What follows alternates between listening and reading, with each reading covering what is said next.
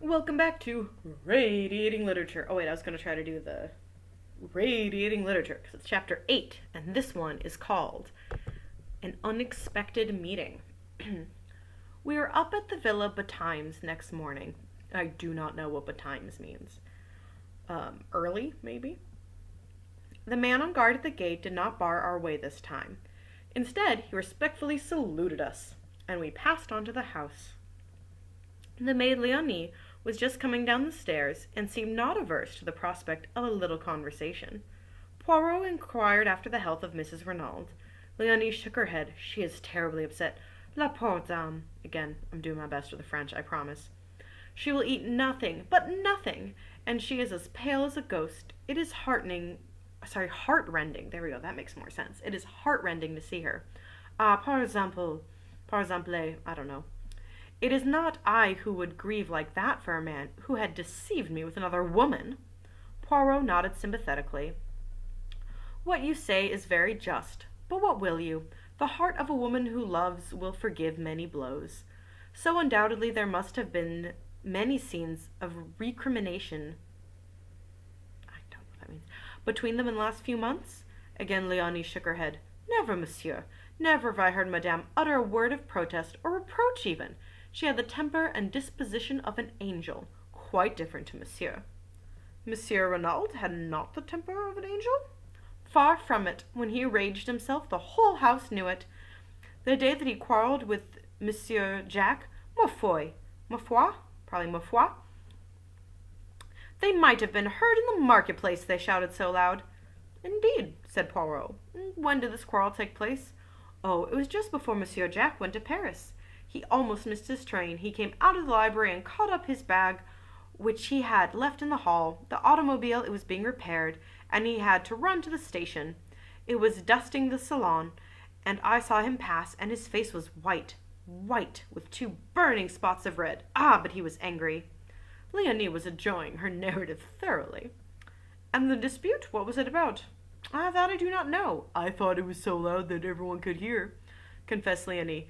It is true that they shouted, but their voices were so loud and high, that they spoke so fast that only one well acquainted with English could have comprehended. But monsieur, he was like a thundercloud all day, impossible to please him. The sound of a door shutting upstairs cut Leonie's loquacity. And Francois, who awaits me, she exclaimed, awakening to a tardy remembrance of her duties. That old one, she always scolds. One moment, mademoiselle. The examining magistrate, where is he? They have gone out to look at the automobile in the garage. Monsieur the commissary had some idea that it might have been used on the night of the murder. Qu'a dit? Murmured Poirot as the girl disappeared. You will go out and join them? Sorry, not sure if you just heard, but my dog's shaking around like a goof. And now trying to bury herself under a blanket. It's very cute, though. I'm sorry. She just, flipped the whole blanket with her head. Okay. No, I shall await the return in the salon. It is cool there and on this hot morning. This placid way of taking things did not quite commend itself to me. If you don't mind, I said and hesitated. Not in the least. You wish to investigate on your own account, eh? Well, I'd rather have a look at Gerard. Yeah, 'cause you said he was cute, right? If he's anywhere about and see what he's up to. The human foxhound, murmured Poirot, as he looked back in a comfortable chair and closed his eyes. By all means, my friend, au revoir. I find it funny that au revoir is not italicized, but pardon is. Anyways. I strolled out the front door. It was certainly hot. I turned up the path we had taken the day before. I had a mind to study the scenes of the crime myself. I did not go directly to the spot, however, but turned aside into the bushes so as to come out on the links some 100 yards or so further to the right. If Gerard was still on the spot, I wanted to observe his methods before he knew of my presence. But the shrubbery here was much denser, and I had quite a struggle to force my way through. When I emerged at last on the course, it was quite unexpectedly, and with such vigor that I cannoned heavily into a young lady who had been standing with her back to the plantation. She not unnaturally gave a suppressed shriek, but I too uttered an exclamation of surprise. For it was my friend of the train, Cinderella. Told you she'd be back. The surprise was mutual. You! We both exclaimed simultaneously. The young lady recovered herself first. My only aunt, she exclaimed. I don't understand that. What are you doing here? For the matter of that, what are you? I retorted. When I last saw you, the day before yesterday, you were trotting home to England like a good little boy. Have they given you a season ticket to and fro on the strength of your MP? I ignored the end of the speech. When I last saw you, I said, you were trotting home with your sister like a good little girl. By the way, how is your sister? A flash of white teeth rewarded me. How kind of you to ask. My sister is well, I thank you. She is here with you? She remained in town, said the minx with dignity. I don't believe you've got a sister, I laughed. If you have, her name is Harris. I don't get the joke. Do you remember mine? She said with a smile. Cinderella. But you're going to tell me the real one now, aren't you? She shook her head with a wicked look. Not even why you're here? Oh, that. I suppose you've heard of members of my profession resting at expensive French watering places? Dirt cheap if you know where to go. I eyed her keenly. Still, you'd no intention of coming here when I'd met you 2 days ago? We all have our disappointments, said Miss Cinderella sententiously. Don't know what that means. There now, I've told you quite as much as is good for you. Little boys should not be inquisitive. You've not told me what you're doing here. Got the MP in tow, I suppose, doing the gay boy on the beach? Okay, I know. That's not what it means. But it is strange. Okay. I shook my head. Guess again. You remember my telling you that my great friend was a detective? Yes. And perhaps you've heard about this crime at the Villa Genevieve? She stared at me. Her breasts heaved, and her eyes grew wide and round. You don't mean that you're on that? I nodded. There was no doubt that I had scored heavily. Her emotion, as she regarded me, was only too evident. For some few seconds she remained silent, staring at me. Then she nodded her head emphatically. Well, if that doesn't beat the band. Tote me around. I want to see all the horrors. What do you mean? What I say. Bless the boy. Didn't I tell you I doted on crimes? What do you think I'm imperiling my ankles for in high-heeled shoes over this stubble? I've been nosing around for hours, tried the front way in, but that old stick in the mud of a French gendarme, don't know, wasn't taking any. I guess Helen of Troy and Cleopatra and Mary Queen of Scots rolled into one wouldn't cut ice with him. It's a real piece of luck happening on you this way. Come on, show me all the sights. But look here, wait a minute, I can't. Nobody's allowed in. They're awfully strict. Aren't you and your friend, the big bugs? Never heard that phrase, big bugs. I was loath to relinquish my position of importance. Why are you so keen? I asked weakly. And what is it you want to see? Oh, everything. The place where it happened, and the weapon, and the body, and any fingerprints or interesting things like that. I've never had a chance of being right in on murder like this before. It'll last me all my life? Oh, it'll last me all my life? That's a question mark? I turned away sickened. What were women coming to nowadays? Oh, if he only knew about my favorite murder.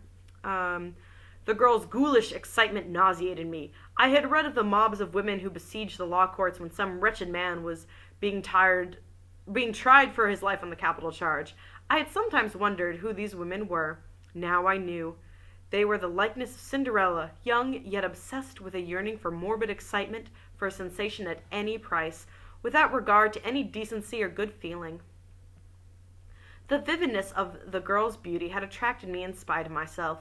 Yet at heart I retained my first impression of disapproval and dislike.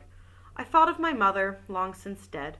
What would she have said of this strange modern product of girlhood?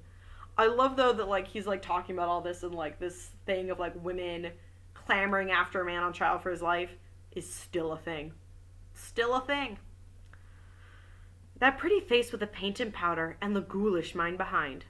Come off your high horse, said the lady suddenly, and don't give yourself airs. When you got called to this job, did you put your nose in the air and say it was nasty business and you wouldn't be mixed up in it? No, but if you'd been here on holiday, wouldn't you be nosing round the same as I? Of course you would. I'm a man, you're a woman.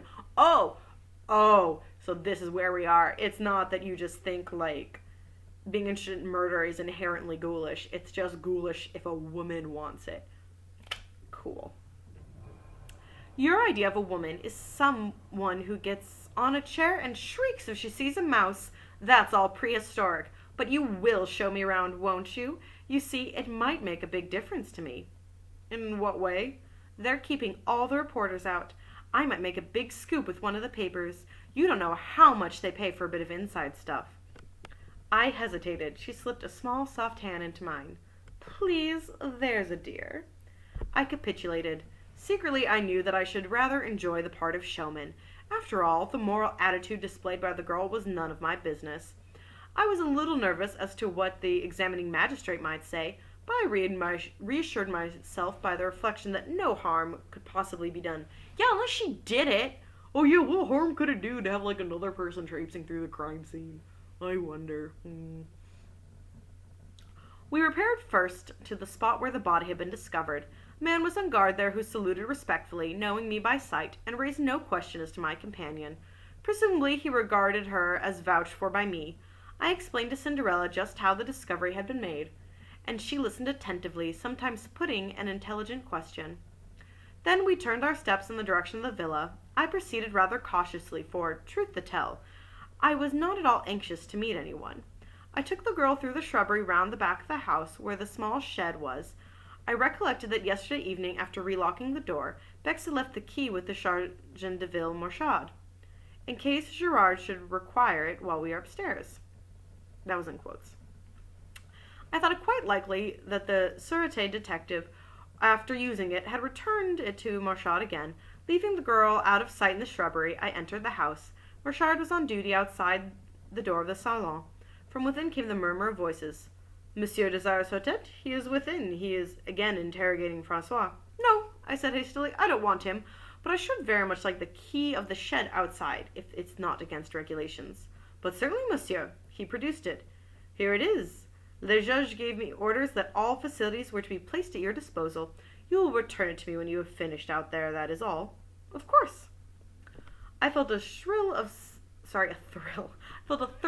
satisfaction as I realized that in Marchad's eyes, at least, I ranked equally in importance with Poirot. The girl was waiting for me. She gave an exclamation of delight as she saw the key in my hand. You've got it, then? Of course, I said coolly. All the same, you know, what I'm doing is highly irregular. You've been a perfect duck, and I shan't forget. Come along. They can't see us from the house, can they? Wait a minute. I arrested her eager advance. I won't stop you if you really wish to go in. But do you?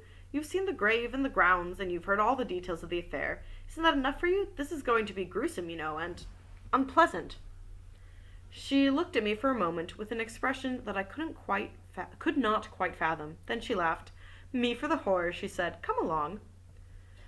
In silence we arrived at the door of the shed. I opened it and we passed in. I walked over to the body and gently pulled down the sheet as Bex had done the preceding afternoon.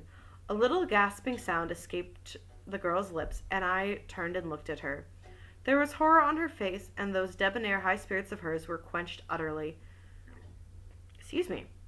She had not chosen to listen to my advice, and she was punished now for her disregard of it. I felt singularly merciless towards her. She should go through with it now. I turned the corpse gently over.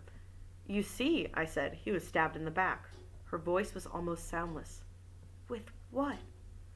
I nodded toward the glass jar. That dagger. Suddenly the girl reeled and then sank down in a heap. I sprang to her assistance. You are faint. Come out of here. It has been too much for you. Water, she murmured. Quick, water. I left her and rushed into the house. Fortunately, none of the servants were about, and I was able to secure a glass of water unobserved, and add a few drops of brandy from my pocket flask. No, don't. In a few minutes I was back again. The girl was lying as I had left her, but a few sips of brandy and water revived her in a marvelous manner. Take me out of here! Oh, quickly, quickly! She cried, shuddering.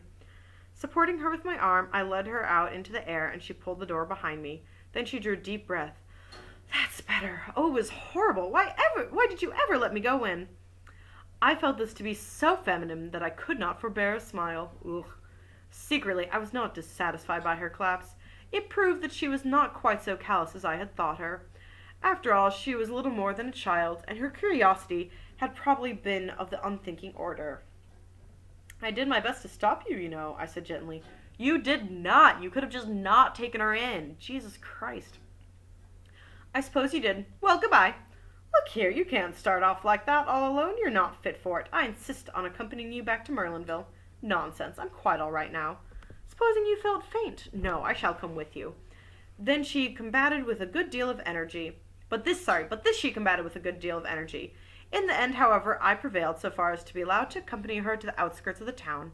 We retraced our steps over our former route, passing the grave again, and making a detour onto the road. Where the first straggling line of shops began, she stopped and held out her hand. Goodbye, and thank you ever so much for coming with me. Are you sure you're all right now? Quite, thanks. I hope you won't get in any trouble over showing me things. I disclaimed the idea lightly. Well, goodbye. Au revoir, I corrected. If you're staying here, we shall meet again. She flashed a smile at me. That's so. Au revoir, then. Wait a second, you haven't told me your address. Oh, I'm staying at the Hôtel de Fer. It's a little place, but quite good. Come and look me up tomorrow. I will, I said, with perhaps rather unnecessary impressment. Impressement? I don't know. He doesn't know your name. He's just going to show this hotel being like, yo, there's this really pretty lady here. Don't know her name. I did show her a corpse yesterday, though, so I think she's waiting on me. Guys are so weird. Okay. I watched her out of sight, then turned and retraced my steps to the villa. I remembered that I had not relocked the door of the shed. Yeah, good job, dude. Fortunately, no one had noticed the oversight, and turning the key, I removed it and returned it to the Sergeant de Ville. And as I did so, it came upon me suddenly that though Cinderella had given me her dress, I still did not know her name. Wow, you're so good at observing stuff, my dude. Anyways, we'll see. I'm sure he'll eventually figure it out. But that's the end of Chapter 8.